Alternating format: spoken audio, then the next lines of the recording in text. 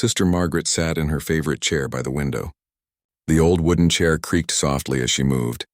She was 78 years old now. Her gray hair was always covered by a simple white head covering. Her hands were wrinkled and spotted with age. Sometimes they hurt when the weather was cold. The sun came through the window and warmed her face. She liked this time of day. It was quiet in the convent. Most of the other sisters were busy with their work. Some worked in the garden. Others helped in the kitchen. Sister Margaret had done her morning tasks too. She had helped wash the dishes after breakfast. She had swept the floors in the chapel. Now she could rest for a little while. Sister Margaret had lived at St. Catherine's Convent for 43 years. It was a long time. She could hardly remember being anywhere else. The convent was her home now. The other sisters were her family. She knew every corner of the old building. She knew which stairs creaked when you walked on them. She knew which doors stuck when it rained. She knew where the mice liked to hide in winter.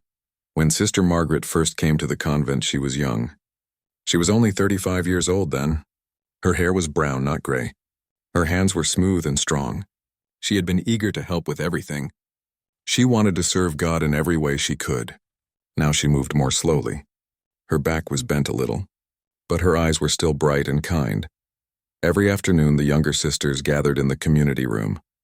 This was a large room with soft chairs and tables. There were books on shelves along the walls. In one corner stood an old piano. The piano was brown and made of wood. Some of the keys were yellow with age.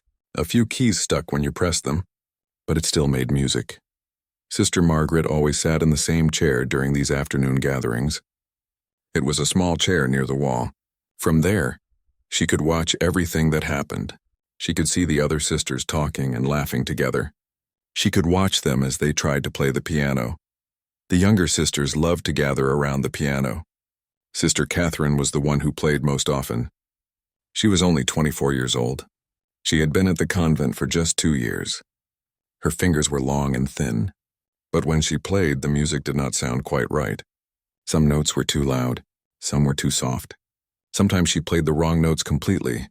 Sister Mary Frances also tried to play sometimes. She was 30 years old.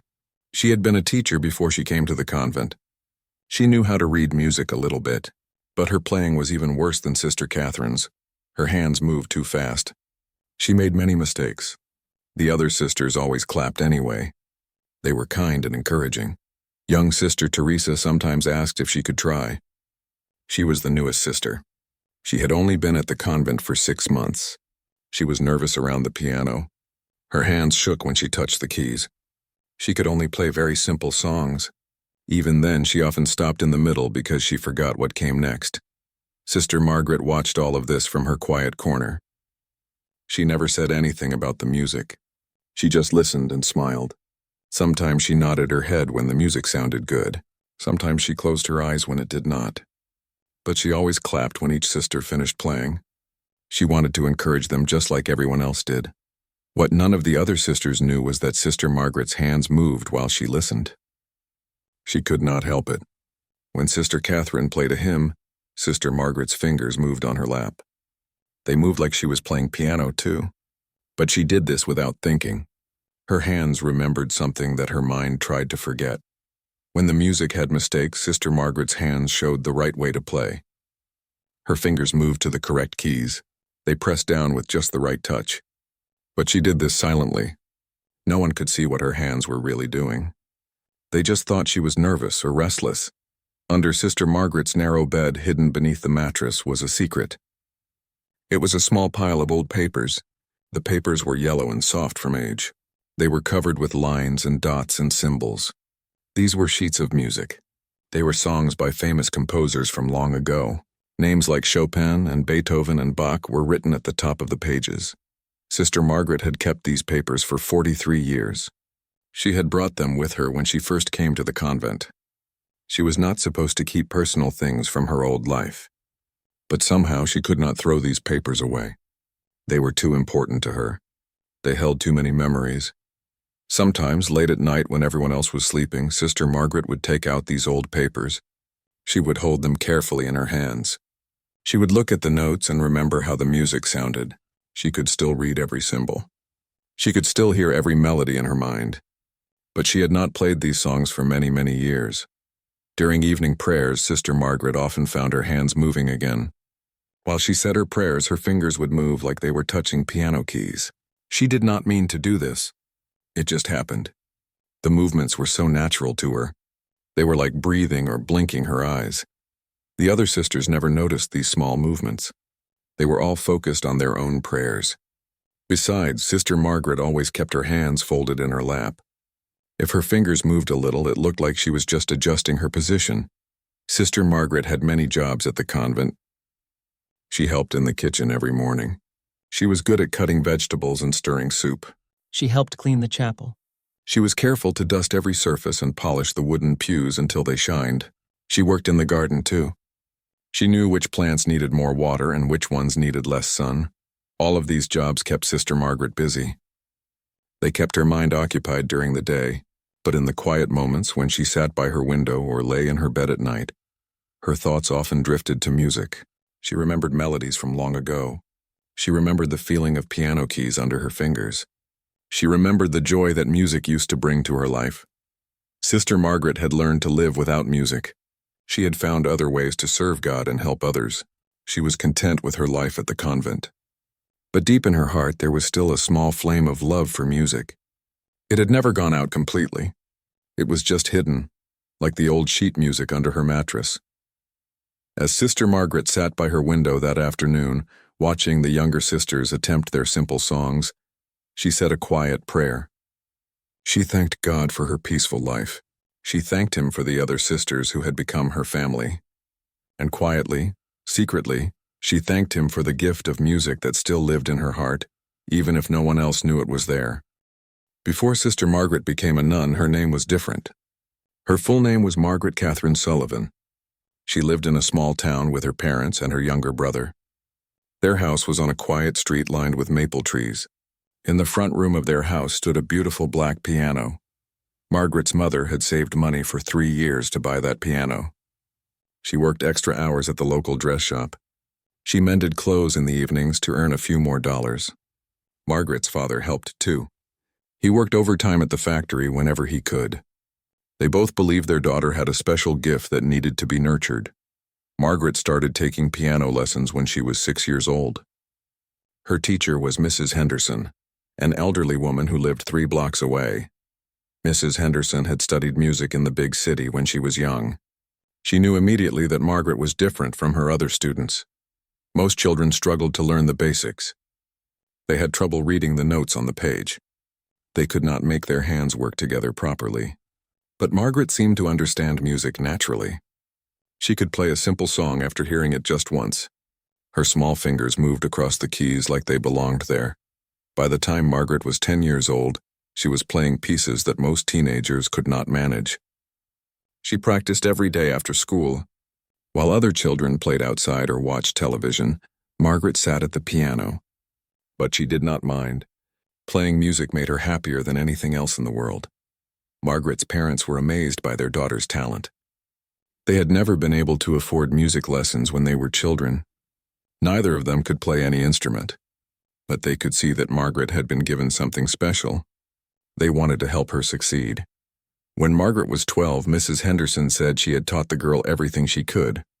Margaret needed a better teacher now. Someone with more training and experience.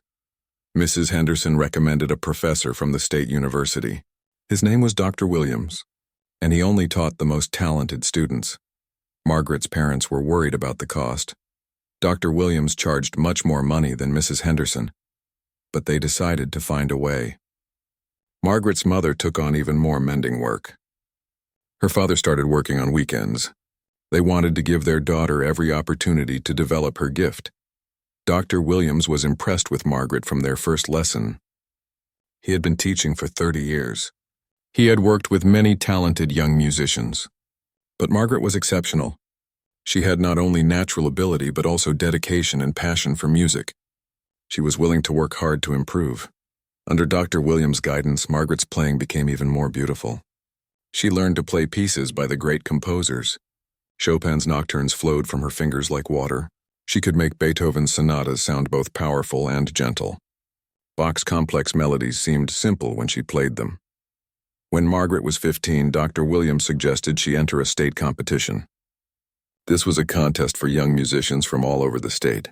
The winners would receive scholarships to study at famous music schools. Margaret was nervous, but her parents encouraged her to try. The competition was held in the state capital. Margaret had never been to such a big city before. The concert hall was enormous. There were hundreds of seats and a stage with bright lights. Margaret felt very small when she walked onto that stage. But when Margaret sat down at the piano, something magical happened. All her nervousness disappeared. She forgot about the audience and the bright lights. She forgot about the other competitors waiting backstage. She just played the music she loved. Margaret played a piece by Chopin that she had been working on for months. Her fingers moved across the keys with perfect precision. Every note was clear and beautiful. The melody seemed to sing. When she finished, the audience was completely silent for a moment. Then they burst into applause that seemed to go on forever. Margaret won first place in the competition. She was the youngest winner in the contest history. The judges said her playing was remarkable for someone so young. They said she had a bright future ahead of her. The local newspaper wrote an article about her victory. Her picture was on the front page. The scholarship Margaret won paid for her to study at the Eastman School of Music. This was one of the most famous music schools in the country. Students came from all over the world to study there. Margaret's parents were so proud they cried when they got the news. At Eastman, Margaret studied with even more talented teachers. She learned about music theory and composition. She performed in recitals and concerts. Her professors said she had the potential to become a professional concert pianist. They talked about her playing in symphony halls and making recordings. Margaret loved her time at music school. She was surrounded by other young people who shared her passion for music. She made friends who understood how important music was to her. She spent hours every day practicing and perfecting her technique. But something else was growing in Margaret's heart during this time. She had always been a religious person. Her family went to church every Sunday. She said her prayers every night before bed. But now she felt something deeper calling to her. During her second year at Eastman, Margaret started spending more time in the small chapel on campus. She would go there to pray and think. The chapel was quiet and peaceful. Sometimes she could hear other students practicing in the nearby music rooms. The sound of their instruments mixed with her prayers in a way that felt holy to her. Margaret began to feel that God was asking something special of her. She felt called to serve Him in a more complete way. She started reading about religious life. She visited convents in the area. She talked to nuns about their experiences. Margaret's parents were shocked when she told them about her feelings. They could not understand why she would want to give up her promising musical career. They had sacrificed so much to help her develop her talent. They had dreamed of seeing her perform on the world's greatest stages. Dr. Williams was upset too. He said Margaret was throwing away a gift that few people possessed. He reminded her of all the opportunities that awaited her. He showed her letters from concert managers who were already interested in representing her. But Margaret felt certain about her decision. She believed that God was calling her to a different kind of service. She wanted to dedicate her life completely to prayer and helping others. She felt that this was more important than any musical career could be. Margaret finished her second year at Eastman, but she did not return for her third year. Instead, she applied to enter St. Catherine's Convent. The Mother Superior there was kind but firm. She explained that religious life required giving up worldly pursuits. This included music except for simple hymns during prayer services. Margaret understood what this meant. She would have to leave her piano behind. She would no longer be able to play the beautiful pieces she had spent years learning. She would have to put away her sheet music and forget about performing. But she felt that this sacrifice was what God was asking of her. On her last day at home, Margaret sat at the family piano one final time. She played all of her favorite pieces. Chopin, Beethoven, Bach. She played them all with tears in her eyes. Her parents sat nearby, also crying. They still did not understand her decision, but they could see that she was determined. Margaret packed only a few belongings to take with her to the convent. She was not supposed to bring anything from her former life, but she could not bear to leave all of her sheet music behind. She took a small stack of her most treasured pieces and hid them in the bottom of her suitcase. When Margaret entered the convent and became Sister Margaret, she thought she was leaving music behind forever. She thought the sacrifice was complete. She did not know that her hands would continue to remember. She did not know that her heart would never completely let go of the melodies she loved. She did not know that 43 years later, those hidden sheets of music would still be waiting under her mattress, patient and silent, like a secret that refused to die. It was a Tuesday morning in late September when Mother Superior made the announcement. The leaves on the trees outside were just beginning to turn yellow and red. The air was getting cooler and the sisters had started wearing their warmer robes during morning prayers. After breakfast, all the sisters gathered in the community room as they did every Tuesday. This was their weekly meeting time. Mother Superior would tell them about any changes in their schedules. She would share news from other convents. Sometimes she would read letters from people they had helped over the years. Mother Superior was a tall woman with gentle eyes and a warm smile. She had been leading St. Catherine's Convent for 15 years. The sisters all respected her wisdom and kindness. She treated each of them like a beloved daughter.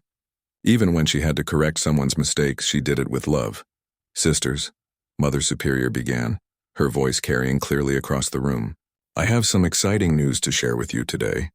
As you know, every year we hold a special event to raise money for the local food bank. This year we are going to try something different."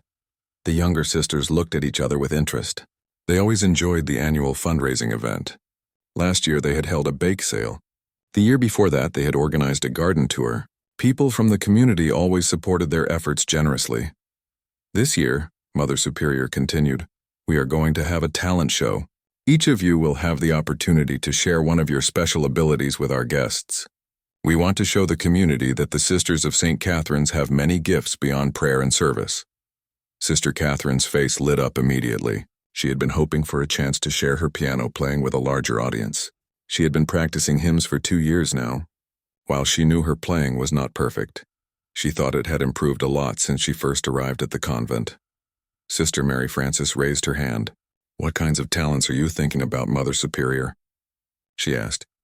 "Any wholesome skill or ability," Mother Superior replied. "Some of you might recite poetry or read from spiritual texts. Others might demonstrate cooking techniques or share knowledge about gardening. Sister Anne could show people how she makes her beautiful flower arrangements. Sister Ruth could explain her herb garden and how different plants can be used for healing." The room buzzed with quiet excitement. The sisters began whispering to each other about what they might do. Sister Teresa thought she could read one of her favorite psalms. Sister Patricia considered demonstrating how she made the bread that everyone loved so much. Sister Joan thought about sharing some of the watercolor paintings she had been working on in her spare time. "The talent show will be held on the first Saturday in November," Mother Superior announced. "That gives us about 5 weeks to prepare. I want each of you to think carefully about what you would like to share. Remember, this is not just about entertainment. It is about showing our community the diverse ways that God has blessed us with different abilities." Sister Margaret sat quietly in her usual chair, near the back of the room. She listened to all the excited chatter around her. Part of her felt happy for the younger sisters who were so enthusiastic about the opportunity. But another part of her felt a strange stirring in her chest, something she had not felt in many years. After the meeting ended, the sisters scattered to their various duties. But many of them continued talking about the talent show throughout the day. During lunch, they discussed what they might wear for their performances. During their afternoon work time, they shared ideas about how to make their presentations interesting and meaningful. Sister Catherine was the most excited of all. She approached Mother Superior after lunch to ask about using the piano for her performance. "I would love to play some hymns for everyone," she said eagerly. "I have been practicing Amazing Grace and How Great Thou Art. I think I could play them well enough for the talent show." Mother Superior smiled at the young sister's enthusiasm. "That sounds wonderful, dear. The piano will be perfect for the talent show. I am sure our guests will appreciate hearing some beautiful music." Sister Catherine spent the rest of the afternoon at the piano, practicing with renewed energy. She was determined to play perfectly for the talent show. She repeated the same hymns over and over, trying to eliminate every mistake. But the more nervous she became about performing, the more mistakes she seemed to make. Sister Margaret could hear the piano music from wherever she was working that day. When she was folding laundry in the utility room, she could hear Sister Catherine struggling with the timing of Amazing Grace. When she was sweeping the chapel, She could hear the wrong notes in How Great Thou Art. Each mistake made Sister Margaret's hands twitch slightly, as if they wanted to correct the errors. That evening during recreation time, several sisters gathered around Sister Catherine as she practiced. They offered encouragement and suggestions. Sister Mary Frances tried to help by singing along to keep the rhythm steady. Sister Teresa suggested that Sister Catherine practice more slowly at first, then gradually increase the speed. But their helpfulness seemed to make Sister Catherine even more nervous.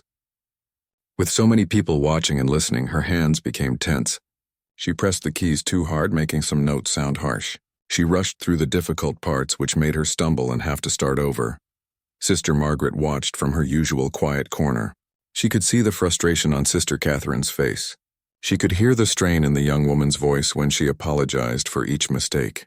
More than anything, Sister Margaret could hear exactly what was wrong with the music and exactly how to fix it. When Sister Catherine finally gave up for the evening and closed the piano, she looked discouraged. "I don't know if I'll be ready in time," she said to the other sisters. "Maybe someone else should play piano for the talent show." "Nonsense," said Sister Mary Frances firmly. "You have 5 weeks to practice. That's plenty of time to perfect 2 simple hymns. You just need to relax and have confidence in yourself." The other sisters agreed, offering more words of encouragement. They reminded Sister Catherine that the audience would be supportive and understanding. They told her that the point of the talent show was not perfection, but sharing their gifts with love and joy. Sister Margaret said nothing during this conversation. But that night, as she lay in her narrow bed, she found herself thinking about music for the first time in years. Not just thinking about it, but really remembering what it felt like to play. She remembered the satisfaction of hitting exactly the right note at exactly the right moment. She remembered the joy of making a melody flow smoothly from beginning to end. For the first time in 43 years, Sister Margaret took out her hidden sheet music. She held the yellowed pages carefully in the moonlight that came through her small window. She looked at the notes and symbols that had once been as familiar to her as her own name: Chopin's Nocturne in E-flat major, Beethoven's Moonlight Sonata, Bach's Invention in F major. Her fingers moved silently across the pages, following the notes as if they were piano keys. She could hear every melody in her mind, perfect and beautiful. She remembered exactly how each piece should sound when played correctly. She remembered the feeling of bringing these compositions to life with her own hands. Sister Margaret carefully put the sheet music away before anyone could discover her with it. But something had awakened in her heart that night. For 43 years, she had been content to live without music. She had accepted that her musical life was over. But now, for the first time since taking her vows, she found herself wondering, what if it didn't have to be? The next morning, Sister Margaret woke earlier than usual. She lay in her bed listening to the sounds of the convent waking up around her. She heard Sister Catherine in the next room, humming one of her hymns as she got dressed. Even Sister Catherine's humming had mistakes in it. The melody was not quite right. The rhythm was unsteady. As Sister Margaret got ready for morning prayers, her mind was full of music. She thought about the talent show. She thought about Sister Catherine's struggles with the piano. She thought about her own hidden abilities that no one knew existed. And for the first time in many, many years, she began to wonder if God might have a different plan for her musical gifts than she had assumed all those years ago. For 3 days after the talent show announcement, Sister Margaret could not stop thinking about music. Every time she heard Sister Catherine practicing piano, her hands would move without her permission.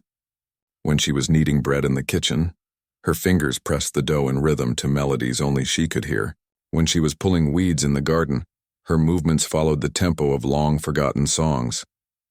Sister Margaret tried to push these thoughts away. She reminded herself that she had given up music 43 years ago. She had made peace with that sacrifice. She had found other ways to serve God and help others. She should be content with the life she had chosen. But the feelings would not go away. They grew stronger each day. When she heard Sister Catherine struggling with amazing grace, Sister Margaret felt almost physical pain. The young sister was trying so hard, but she was making the same mistakes over and over. Sister Margaret knew exactly how to help her, but she did not know if she should. On Thursday evening, Sister Margaret made a decision. After evening prayers, when most of the other sisters had gone to their rooms, she approached Mother Superior. The older woman was in her office working on some paperwork by the light of a small lamp. Mother Superior, Sister Margaret said quietly, knocking on the open door. Could I speak with you for a moment? Mother Superior looked up and smiled. She had always had a special fondness for Sister Margaret. The older nun was so faithful and hard-working. She never complained about anything. She never asked for special treatment. In 15 years of leadership, Mother Superior could not remember Sister Margaret ever asking to speak with her privately. Of course, Sister Margaret, please come in and sit down. Mother Superior gestured to a comfortable chair across from her desk. What can I do for you? Sister Margaret sat down carefully. Her hands were shaking a little, and she folded them tightly in her lap to keep them still. She had practiced what she wanted to say, but now that the moment had come, the words seemed to stick in her throat. It's about the talent show, Sister Margaret began, then stopped. She took a deep breath and tried again. I have something I need to tell you about my life before I came here. Mother Superior set down her pen and gave Sister Margaret her full attention. In all the years she had known this gentle woman, Sister Margaret had never talked about her past. Mother Superior knew that she had come to the convent when she was 35, but she knew very little about what Sister Margaret's life had been like before that. Before I took my vows, Sister Margaret continued, her voice barely above a whisper, I was a music student. I studied piano at the Eastman School of Music. I won competitions. I was going to be a professional pianist. Mother Superior's eyes widened in surprise. This was not what she had expected to hear. She looked at Sister Margaret with new interest, trying to imagine this quiet, humble woman as a young music student with dreams of performing on concert stages. I gave it all up when I felt called to religious life, Sister Margaret continued. I thought God wanted me to sacrifice my music completely. I thought it was part of my vows to never play again. For 43 years I have kept this part of my past hidden. I never told anyone here about my musical background. Mother Superior leaned forward in her chair. She was beginning to understand why Sister Margaret had come to speak with her. And now you're wondering if you might be able to share this gift at the talent show? Sister Margaret nodded, tears beginning to form in her eyes. I know that Sister Catherine has already claimed the piano. I would never want to take that opportunity away from her. She has been working so hard to prepare, but I wondered if perhaps there might be room for 2 piano performances.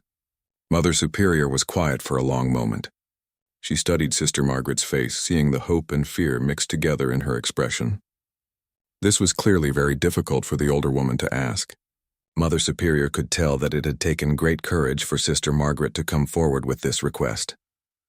Sister Margaret, Mother Superior said gently, I had no idea about your musical background. This is quite a revelation. May I ask why you've chosen to tell me now after all these years? Sister Margaret wiped away a tear that had escaped down her cheek. Because I've been listening to Sister Catherine practice and I can hear how much she's struggling. I know I could help her. I know I could play the hymns she's trying to learn. But more than that, she paused, searching for the right words. I think I may have been wrong all these years. Maybe God didn't want me to give up music completely. Maybe he just wanted me to use it in a different way. Mother Superior felt her heart go out to the older nun. She could see how much this meant to Sister Margaret. She could also see how much courage it had taken to come forward after keeping this secret for so long.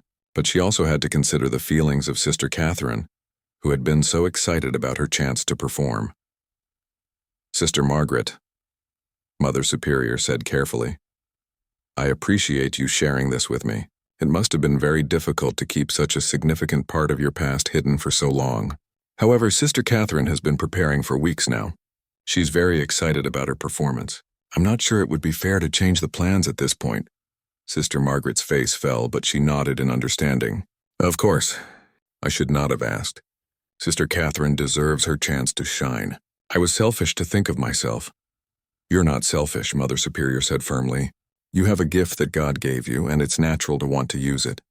But we also have to consider the feelings of others. Sister Catherine has been looking forward to this for weeks. If I suddenly told her that someone else would be playing piano instead, it would break her heart.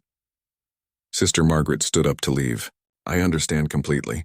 Thank you for listening to me. I should not have bothered you with this. Wait, Mother Superior said. Please sit back down for a moment. Sister Margaret returned to her chair, looking puzzled. Perhaps there's another way to think about this situation, Mother Superior continued. You say you could help Sister Catherine with her playing. What if, instead of replacing her performance, you offered to help her prepare?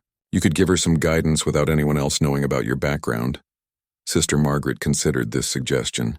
It would mean revealing her secret to Sister Catherine, but perhaps that would be all right. The young woman was kind and trustworthy. She would probably be grateful for the help. But wouldn't Sister Catherine wonder how I know so much about piano playing? Sister Margaret asked. You could tell her as much or as little as you want about your past, Mother Superior replied. The important thing is that you would be using your gift to help someone else rather than for your own glory. Isn't that what religious life is really about? Sister Margaret felt a small spark of hope in her chest. This was not what she had originally asked for, but it was something. It would mean she could be around music again, even if she was not the one performing. It would mean her knowledge and skills could be useful, even if she remained in the background. Would you be willing to approach Sister Catherine about this? Mother Superior asked. You could offer to help her without making her feel like her current efforts are inadequate. You could frame it as wanting to support her rather than replace her. Sister Margaret nodded slowly. Yes, I think I could do that. I want to help her succeed. She has such enthusiasm for music, even if her technique needs work. Mother Superior smiled. Then I think we have a solution. You can share your gift in a way that serves others, and Sister Catherine can have the performance she's been dreaming of. Sometimes God's plans are different from what we expect, but they're often better than what we had in mind.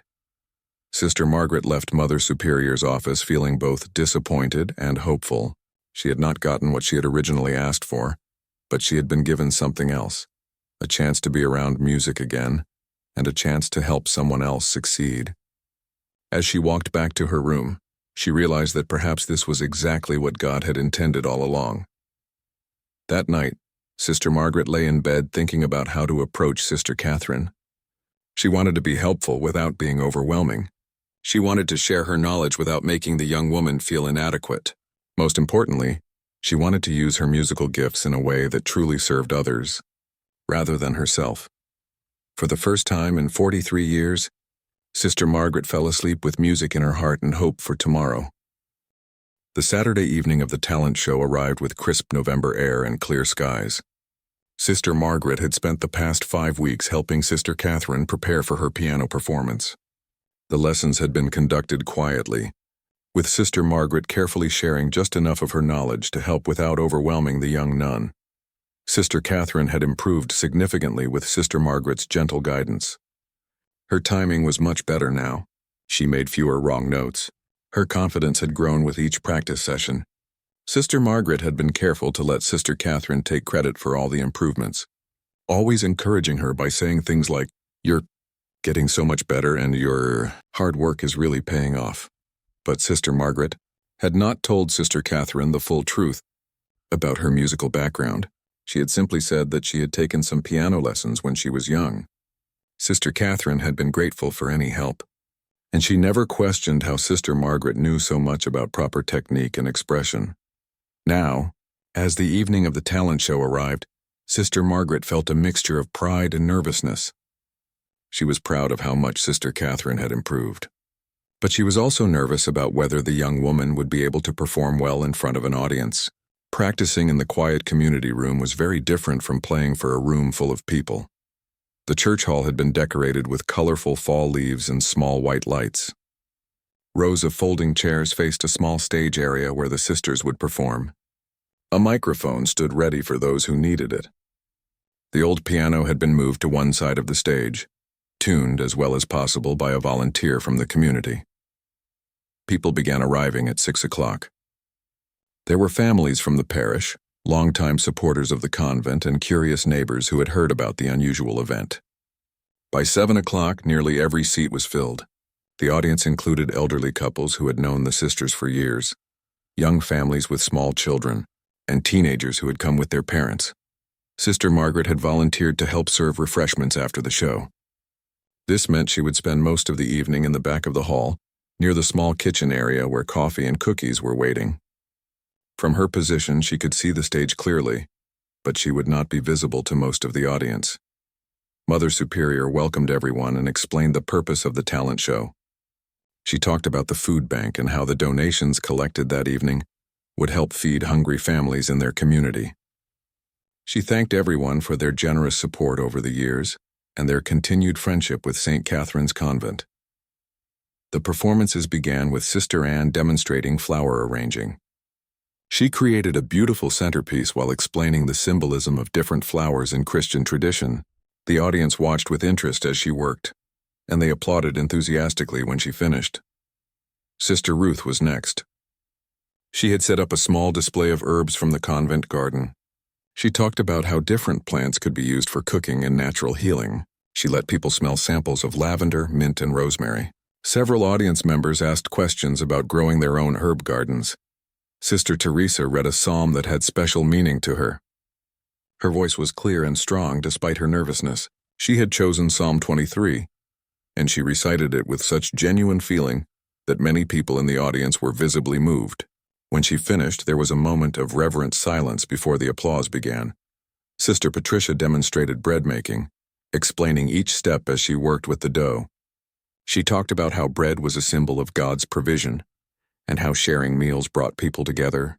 The smell of fresh bread began to fill the hall as her loaves baked in the small oven backstage. Sister Joan displayed several of her watercolor paintings. She had painted scenes from around the convent: the garden in spring, the chapel windows with sunlight streaming through them, the courtyard covered with snow. Each painting captured a moment of beauty and peace that reflected her deep love for her home. As each sister performed, Sister Margaret watched from the back of the hall. She was genuinely impressed by the variety of talents her fellow sisters possessed.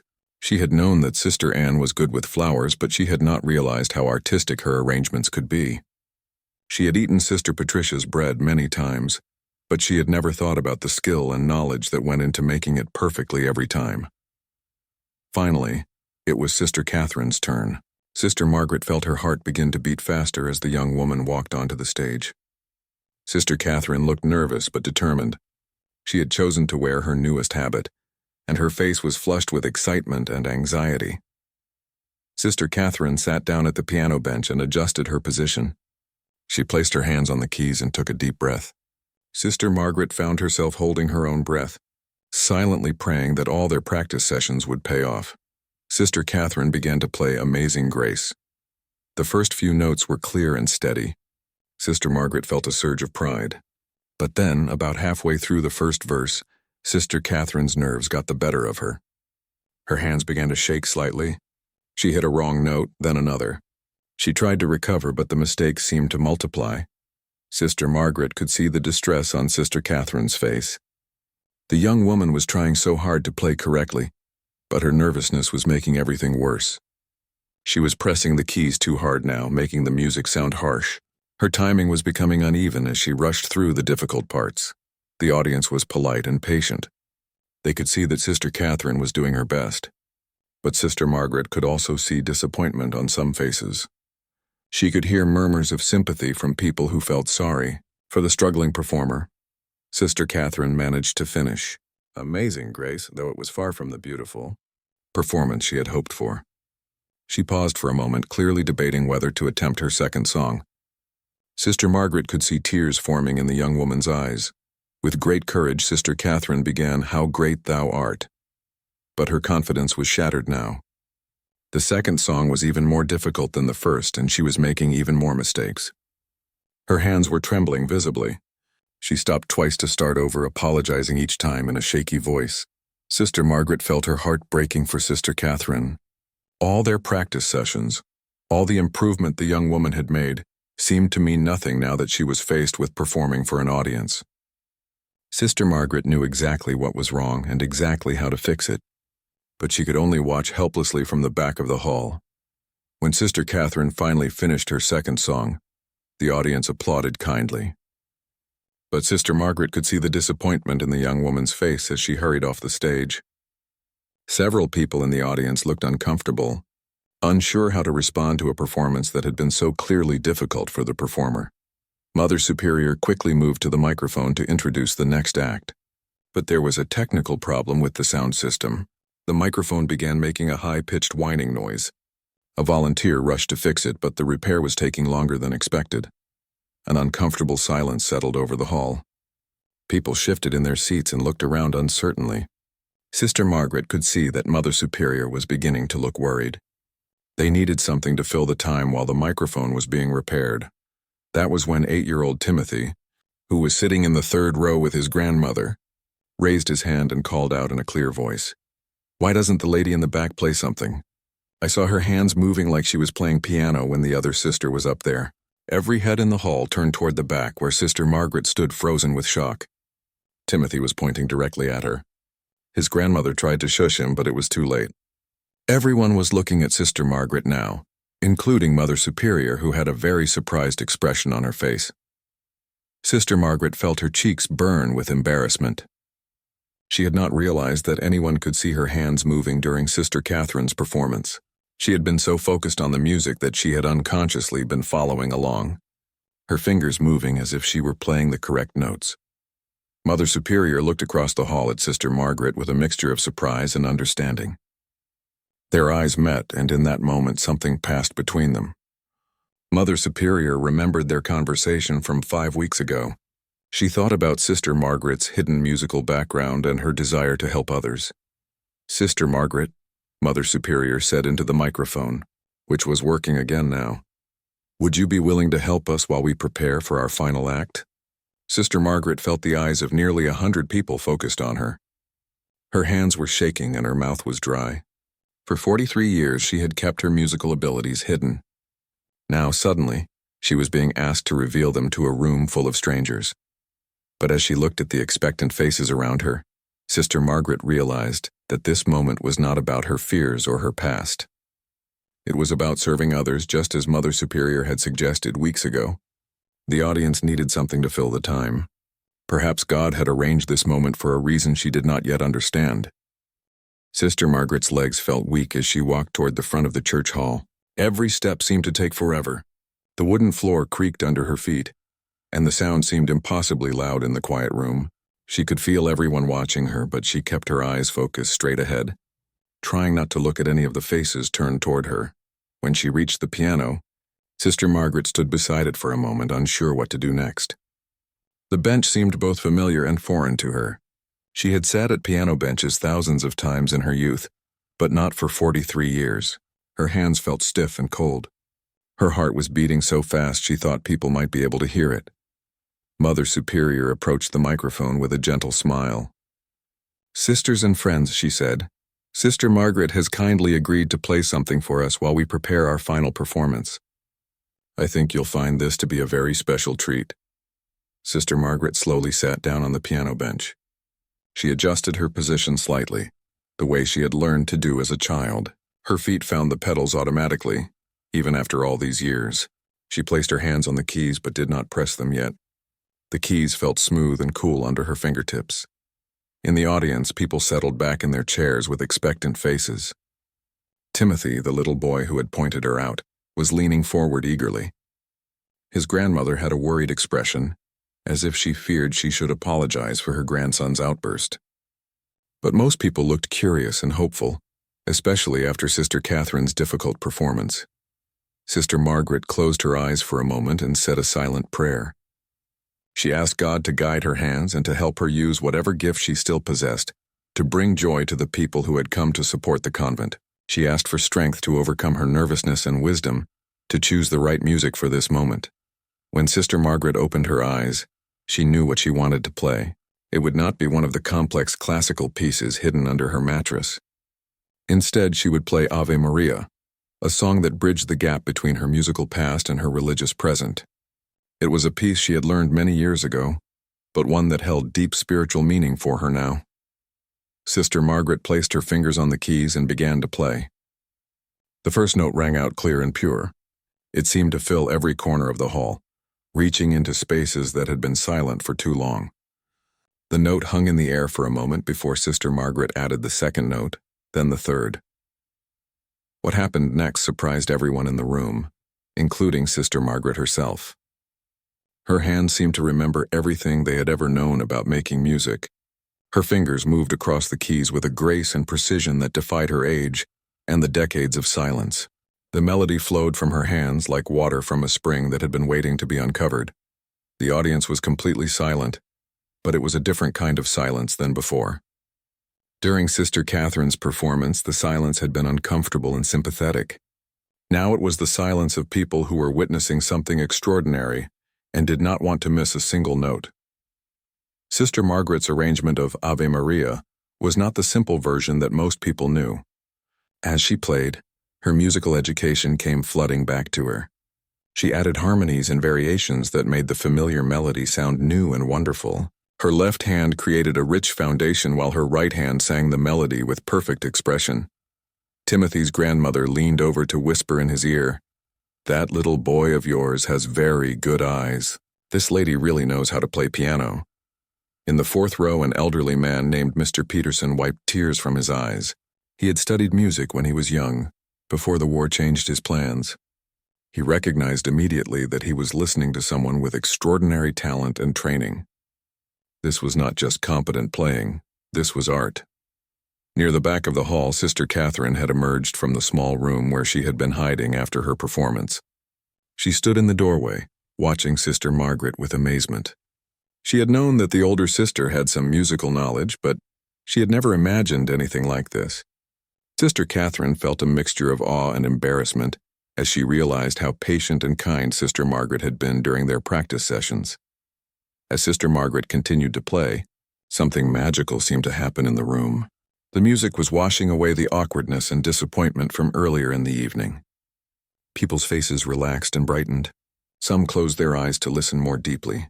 Others leaned forward as if they wanted to get closer to the beautiful sounds. But the most remarkable transformation was happening in Sister Margaret herself. As she played, years of suppressed joy and creativity came flooding back. Her face, which was usually so quiet and reserved, was glowing with happiness. Her body swayed slightly with the rhythm of the music. For the first time in 43 years, she looked completely at peace with herself. The piece built to a gentle climax, with Sister Margaret's hands dancing across the keys in patterns that seemed impossibly complex yet effortless. She played with the passion of someone who had missed music desperately, but also with the maturity and spiritual depth that came from years of prayer and service. As Ave Maria drew to a close, Sister Margaret played the final notes with such tenderness that they seemed to linger in the air, even after the sound had faded. When the last note finally disappeared, the hall remained silent for several seconds. It was as if no one wanted to break the spell that the music had created. Then the applause began. It started with one person clapping, then two, then suddenly the entire audience was on their feet. The applause was thunderous and sustained. People were not just clapping politely. They were celebrating something special they had just witnessed. Timothy jumped up and down, clapping his small hands as hard as he could. Mr. Peterson was applauding while tears continued to stream down his face. A woman in the front row called out, "Beautiful. Absolutely beautiful." Other people were wiping their eyes and shaking their heads in amazement. Sister Margaret sat at the piano bench, overwhelmed by the response. She had not expected such a reaction. She looked out at the sea of happy faces and felt a surge of gratitude. For 43 years, she had believed that God wanted her to sacrifice her musical gifts completely. But now she wondered if perhaps God had simply been waiting for the right moment to use those gifts in a new way. Mother Superior approached the piano with tears in her own eyes. She placed a gentle hand on Sister Margaret's shoulder and leaned down to speak quietly in her ear. "Sister Margaret," she said, "that was truly a gift from God. I think we need to have another conversation very soon." Sister Margaret nodded, still feeling overwhelmed by everything that had just happened. She started to get up from the piano bench, but Mother Superior gestured for her to stay seated. "Ladies and gentlemen," Mother Superior announced to the still applauding audience, "I think Sister Margaret has shown us that God's gifts come in many forms and often surprise us when we least expect them. Sister Margaret has been a faithful member of our community for 43 years, and tonight she has revealed a talent that we never knew existed." The applause continued, and Sister Margaret felt her cheeks burning with a mixture of embarrassment and joy. She looked around the room at all the happy faces and realized that something fundamental had changed in her life. After decades of hiding her musical abilities, they were now revealed to everyone. There would be no going back to the quiet, anonymous life she had lived before. But as Sister Margaret looked at the joy on people's faces and felt the satisfaction of having shared something beautiful with others, she realized that she did not want to go back. For the first time in 43 years, she felt truly complete. Her faith and her musical gifts finally united in service to something greater than herself. The audience continued to applaud, and Sister Margaret knew that this was not just the end of a performance. It was the beginning of a new chapter in her life, one that she could never have imagined when she woke up that morning. Sister Margaret remained seated at the piano as the applause continued to wash over her. She felt as if she were in a dream. For 43 years, she had imagined what it might feel like to play for an audience again, but her imagination had never prepared her for this moment of overwhelming joy and connection. As the applause finally began to fade, Mother Superior stepped closer to the microphone. "I believe Sister Margaret has more music to share with us tonight," she said with a warm smile. "Would you be willing to play something else for our friends?" Sister Margaret looked up at Mother Superior with surprise. She had planned to play just one song and then return to her quiet place in the back of the hall. But as she looked out at the eager faces in the audience, she realized that this moment was too precious to end so quickly. She had been given an unexpected gift, the chance to share her musical abilities with people who truly appreciated them. "I would be honored," Sister Margaret said softly, though her voice was picked up by the microphone that Mother Superior had placed near the piano. Sister Margaret thought for a moment about what to play next. Ave Maria had been perfect for breaking the silence and sharing something beautiful with the audience. But now she felt ready to reveal more of her true abilities. She decided to play something that would show the depth of her musical training, while still remaining appropriate for the setting. She chose Chopin's Nocturne in E-flat major, one of the pieces she had practiced countless times as a young woman. It was a piece that required both technical skill and emotional expression. More importantly, it was music that she had treasured for decades, keeping the sheet music hidden under her mattress like a secret letter from an old friend. Sister Margaret placed her hands on the keys once again. This time she felt no nervousness. The success of her first performance had given her confidence. More than that, she felt as if God were guiding her hands, helping her to use her gifts in service to others. The opening notes of the nocturne were soft and contemplative. Sister Margaret played them with perfect control, each note clear and purposeful. The melody seemed to float above the gentle accompaniment her left hand provided. It was music that spoke of moonlight and dreams, of beauty that existed beyond the ordinary world. As the piece developed, Sister Margaret's playing revealed the full extent of her abilities. Her technique was flawless despite decades without practice. Her fingers moved across the keys with incredible speed and precision when the music demanded it, then slowed to create moments of perfect stillness. She played with the confidence of someone who understood every note, every phrase, every emotional nuance of the composition. The audience was mesmerized. Mr. Peterson, who had recognized Sister Margaret's talent during her first performance, was now completely amazed. He had heard this piece played by professional pianists in concert halls, but he had never heard it played with such perfect combination of technical skill and spiritual depth. Timothy's grandmother leaned over to her grandson and whispered, "That lady is not just good at piano, she is extraordinary." Timothy nodded seriously, his young mind somehow understanding that he was witnessing something very special.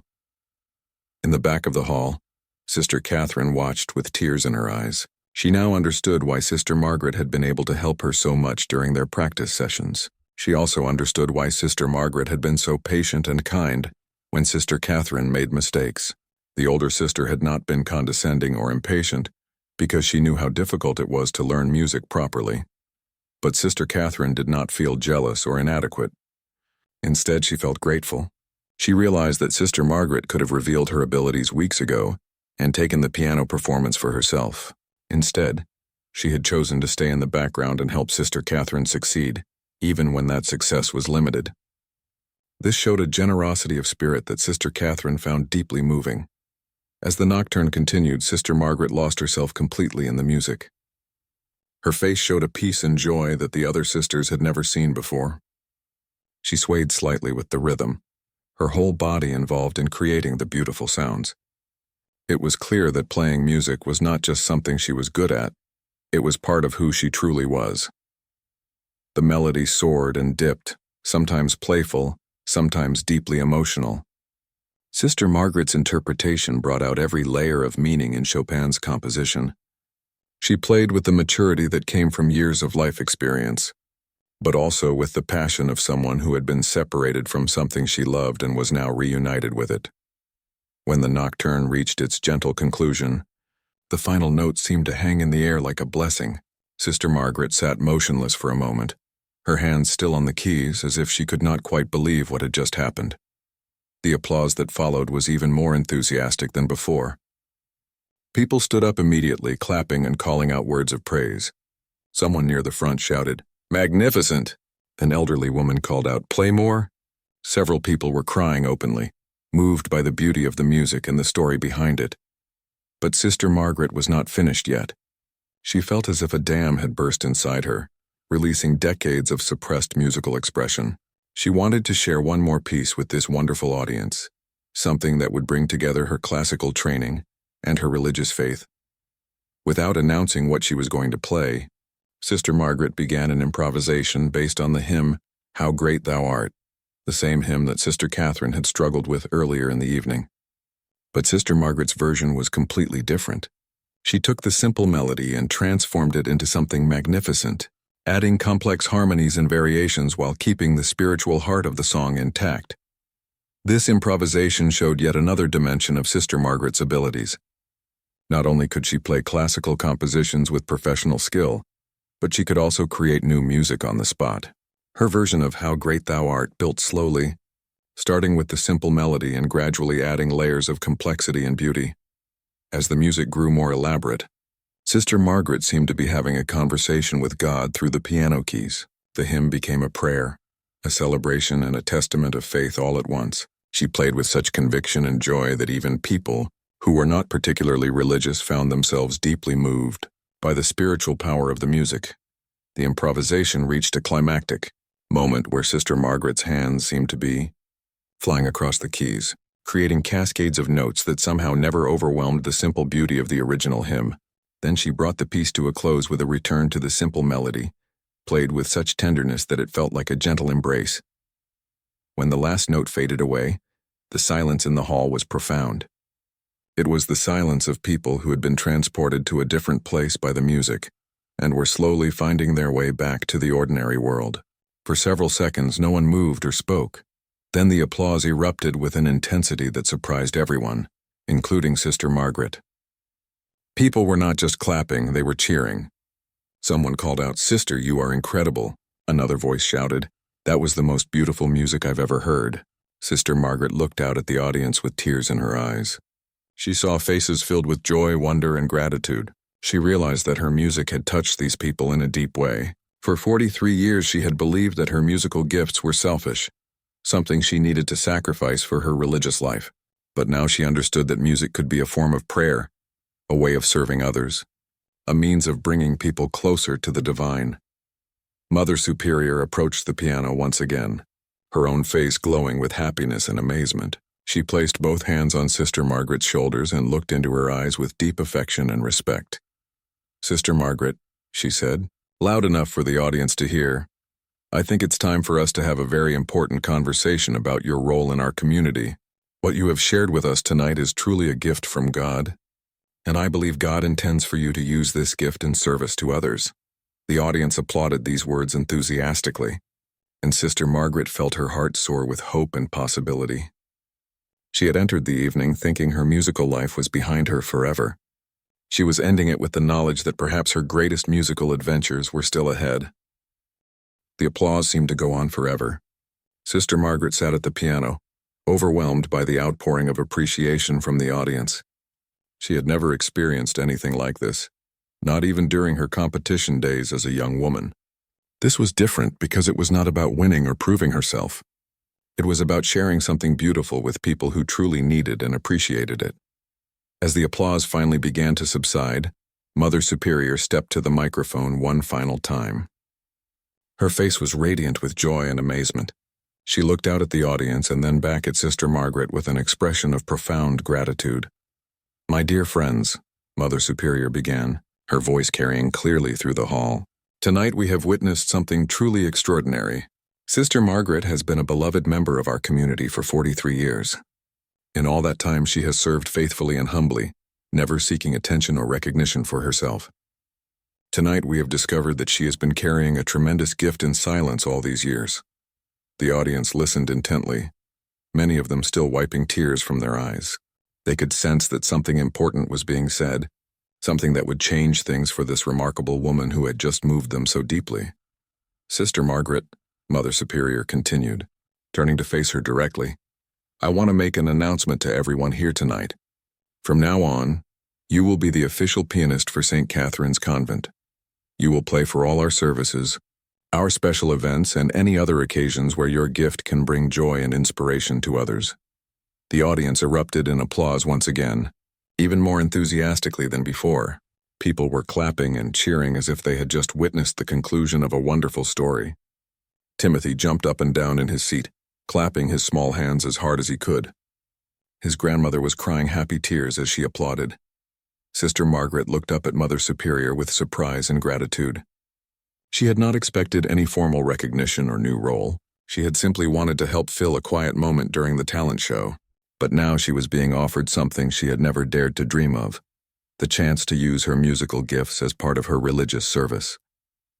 But Mother Superior, Sister Margaret said softly, what about Sister Catherine? I don't want to take away her opportunity to play piano for our community. Mother Superior smiled warmly. Sister Catherine will continue to play whenever she wishes. You can teach her and help her improve. There is room for both of you to share this gift with our community. Music is too important to be limited to just one person. Sister Catherine, who was still standing in the doorway at the back of the hall, stepped forward. She walked to the front of the room with tears in her eyes and approached Sister Margaret at the piano. Sister Margaret, she said, her voice shaking with emotion, I am so grateful for all the help you gave me these past weeks. Now I understand why you were able to teach me so much. You were not just being kind. You were sharing your incredible knowledge and experience with me. I would be honored to continue learning from you. Sister Margaret stood up from the piano bench and embraced Sister Catherine warmly. And I would be honored to help you in any way I can, she replied. Music is most beautiful when it is shared. The audience watched this exchange with deep appreciation. They could see the love and respect between these two women, and they understood that they were witnessing not just the end of a talent show, but the beginning of a new chapter in the life of their community. Mr. Peterson, the elderly man who had recognized Sister Margaret's exceptional abilities, stood up in the fourth row. Sister Margaret, he called out, I studied music many years ago, and I want you to know that what we heard tonight was not just good playing. It was truly professional-level artistry. You have a gift that should be shared with as many people as possible. Other audience members voiced their agreement. A woman near the front said, Sister, would you consider giving piano lessons to children in our community? My granddaughter would love to learn from someone with your abilities. Another man suggested, Perhaps you could give concerts for charity. I know many people who would love to hear you play. Mother Superior listened to all these suggestions with growing excitement. She could see the possibilities opening up before them. Sister Margaret's gift could benefit not just their convent, but their entire community. It could be a way of reaching out to others and building new connections. These are all wonderful ideas, Mother Superior said to the audience. Sister Margaret and I will discuss how her musical gifts can best serve our community and our mission. I have a feeling this is just the beginning of something very special. Sister Margaret felt overwhelmed by all the possibilities being discussed. For 43 years, her life had been quiet and predictable. She had followed the same routines, done the same tasks, lived the same humble existence day after day. Now suddenly everything was changing. She was being offered opportunities she had never imagined. But as she looked around the room at all the happy faces, Sister Margaret realized that she was not afraid of these changes. Instead, she felt energized and hopeful. She felt as if she were finally becoming the person God had always intended her to be. Someone who could serve others through the gifts she had been given. As the evening drew to a close, people began to come forward to speak with Sister Margaret personally. They thanked her for the beautiful music and shared how much it had meant to them.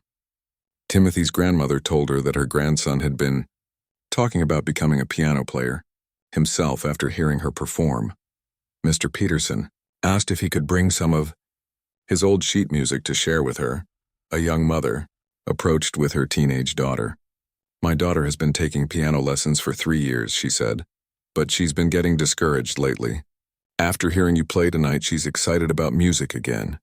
Would you consider teaching her just once or twice? I think she needs to learn from someone who truly loves music the way you do." Sister Margaret looked at the hopeful faces of the mother and daughter and felt her heart fill with joy. "I would be delighted to help your daughter," she said. "Music is too wonderful not to share with young people who want to learn." As the audience finally began to leave, many people stopped to make donations for the food bank. But more than that, they were signing up to volunteer at the convent, asking about upcoming events and making plans to return for future concerts. Sister Margaret's performance had not just entertained them, it had connected them to the convent community in a new way. After everyone had gone home, the sisters gathered in the community room to clean up from the talent show, but mostly they wanted to talk about what had happened. They were all still amazed by Sister Margaret's revelation and her incredible performance. "Sister Margaret," said Sister Teresa, "I keep thinking about all those times I've seen you sitting quietly during our recreation time. Were you always thinking about music during those moments?" Sister Margaret smiled gently. "I was often thinking about music, yes, but I was also thinking about all of you, and about how blessed I am to be part of this community. Tonight helped me realize that my love for music and my love for this religious life don't have to be separate things. They can work together to serve God and help others." Mother Superior approached Sister Margaret as the other sisters continued cleaning up. "Sister Margaret," she said quietly, "I owe you an apology. When you came to me 5 weeks ago asking about the talent show, I should have recognized what a gift you were offering to our community. I was too focused on not hurting Sister Catherine's feelings to see the bigger picture." "You don't need to apologize," Sister Margaret replied. "Everything happened exactly as it was meant to. If I had performed 5 weeks ago, it would have been about me wanting to play again. Tonight was about serving others and sharing something beautiful. That made all the difference." Mother Superior nodded thoughtfully. "You're right. God's timing is always perfect, even when we can't see it at the time." As Sister Margaret prepared for bed that night, she took out her hidden sheet music one final time. But now, instead of looking at it secretly and sadly, she spread the yellowed pages out on her small table with joy and anticipation. Tomorrow she would bring this music out into the light. She would share these treasured pieces with her sisters and with anyone else who wanted to hear them. Sister Margaret looked at her reflection in the small mirror above her wash basin. The face looking back at her was still the same, 78 years old, lined with age, crowned with gray hair. But her eyes were different now. They sparkled with a light that had been hidden for 43 years. She looked like someone who had finally found her true purpose. As she knelt beside her bed for evening prayers, Sister Margaret thanked God for the unexpected gift of this day. She thanked Him for the courage to reveal her abilities, for the community that had supported her, and for the opportunity to use her gifts in service to others. Most of all, she thanked Him for showing her that the sacrifices she had made as a young woman had not been wasted. They had simply been preparing her for a different kind of musical life, one that was richer and more meaningful than anything she had imagined in her youth, sister. Margaret fell asleep that night with melodies in her heart and hope.